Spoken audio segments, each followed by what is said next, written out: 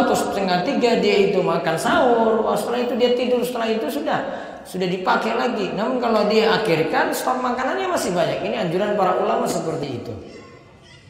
Terus yang keenam, waktu makan sahur berakhir ketika azan subuh berkumandang. Maksudnya fajar subuh. Nah, azan subuh berkumandang, azan subuh yang tepat waktu yang menandakan kalau fajar subuh terbit.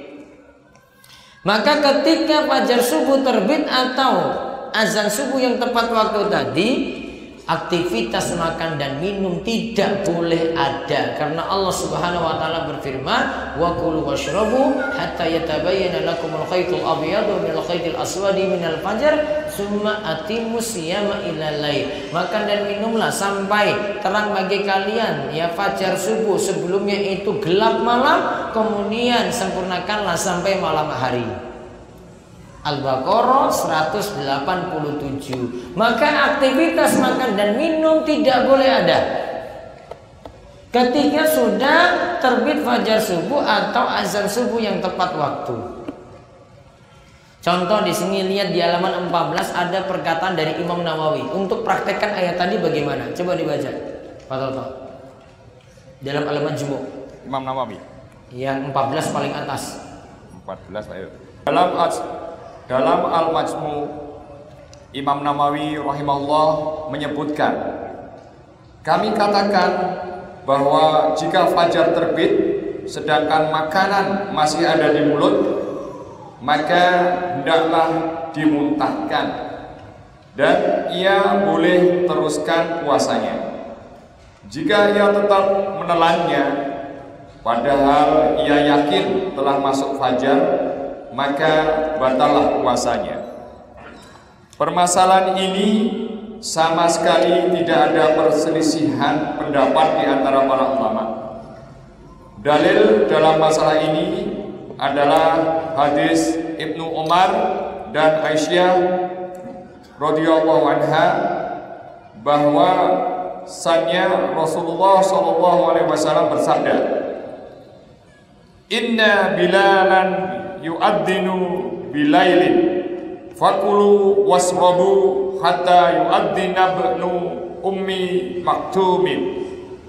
Sungguh Bilal mengumandangkan azan di malam hari, tetaplah kalian makan dan minum sampai Ibnu Ummi Maktum mengumandangkan azan. Lihat, Imam Nawawi lagi jelaskan, ketika terbit fajar subuh, makanan di mulut. Apa yang disarankan oleh Imam Nawawi tadi? Ditelan apa dimuntahkan? Apa tadi kata Imam Nawawi? Ditelan apa dimuntahkan? Dimuntahkan. Karena apa? Waktu makan dan minum sudah tidak boleh ada lagi. Selesai.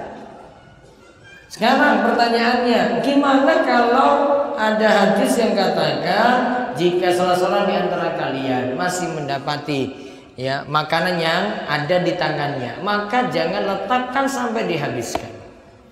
Imam Nawawi jelaskan, yang pertama hadisnya bermasalah.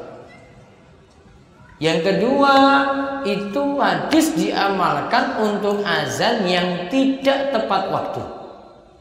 Sedangkan kalau azannya tepat waktu, tetap ikut azan. Amannya kalau azan sekarang ini, jenengan nggak makan lagi.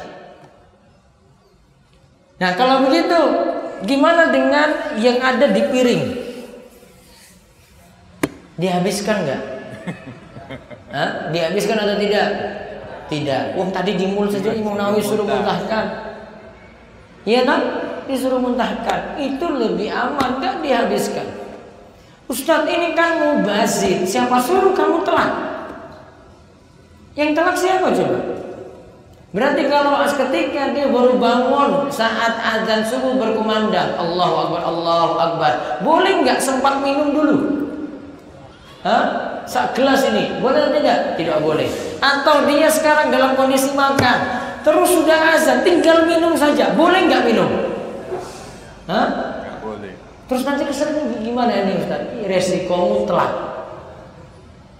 Makanya sudah atur waktu nanti sebelum masuk azan subuh ya kayak gitu. 4:23 misalnya azan subuhnya, sudah dia waspada. Oh, nanti 4:23 saya sudah berhenti makan dan minum. Gitu. Jadi ini pendapat yang lebih hati-hati. Terus nomor 7. Nomor 7. Bagi yang berada dalam keadaan junub, maka segera mandi wajib. Masih dibolehkan masuk waktu subuh dalam keadaan junub dan tetap berpuasa. Termasuk juga masih boleh masuk waktu subuh dalam keadaan belum mandi suci dari haid. Lihat, istri tercinta tadi baca. Istri tercinta Nabi Shallallahu Alaihi Wasallam, Aisyah radhiyallahu anha berkata, Qad kana Rasulullah sallallahu alaihi wasallam yudrikuhul fajru fi Ramadana wa huwa junubun min ghairi khulumin fayaghtasilu wa yasumu. Rasulullah sallallahu alaihi wasallam pernah menjumpai waktu fajar di bulan Ramadan dalam keadaan junub, bukan karena mimpi basah. Kemudian beliau Rasulullah SAW mandi dan tetap berpuasa. Nah, lihat nomor 7. Bagi yang berada dalam keadaan junub, malam hari dia junub, terus belum mandi, dia dahulukan makan sahur dulu, terus sudah azan subuh baru mandi, tetap masih boleh lanjutkan puasa. Namun masalahnya kalau dia mandi junubnya itu pas subuh, sholat subuhnya jadi telat berjamaah. Maka strateginya ada di sini catatan di halaman 15, mandi junub sebelum fajar subuh tiba lebih afdol. Walaupun kalau mandi setelah fajar subuh terbit dibolehkan dan boleh menjalankan puasa pada hari tersebut. Seperti diterangkan oleh Syekh Mustafa Al-Bukhari.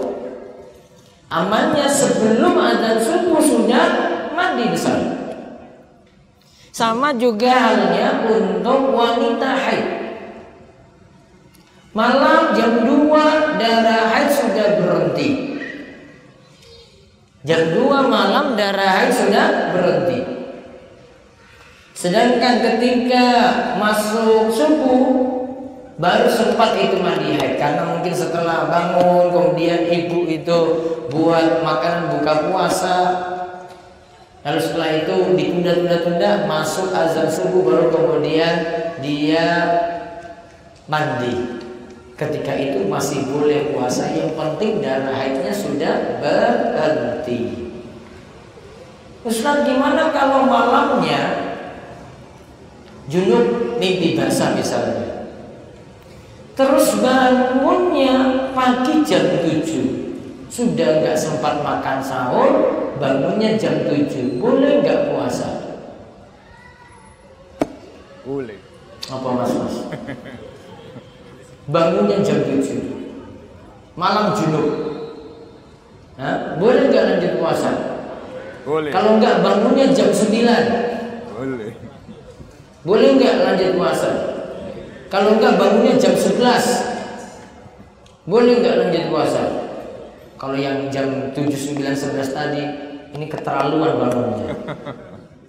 Apalagi jam 9. Apa coba gitu? Bangun masa jam 9?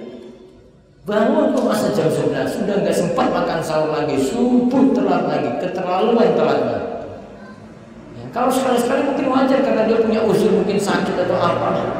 Namun kalau dalam keadaan junub seperti itu tetap masih boleh dia lanjutkan puasa. Jadi jam 7 tadi dia segera mandi, kemudian sholat subuh dan tetap lanjutkan puasa, masih sah. Terus nomor 8, sekarang aktivitas pada waktu subuh. Aktivitas pada waktu subuh. 8. Ketika mendengar azan subuh, disunahkan melakukan 5 amalan berikut. A. Mengucapkan seperti apa yang diucapkan oleh muadzin. Nah, kalau diucapkan Allahu Akbar, maka dijawab apa? Allahu Akbar, Allahu Akbar. Asyhadu an la ilaha illallah, jawabannya apa? Asyhadu an la ilaha illallah, asyhadu anna Muhammadar Rasulullah. Jawabannya, asyhadu anna Muhammadar Rasulullah. Hayya 'alas shalah.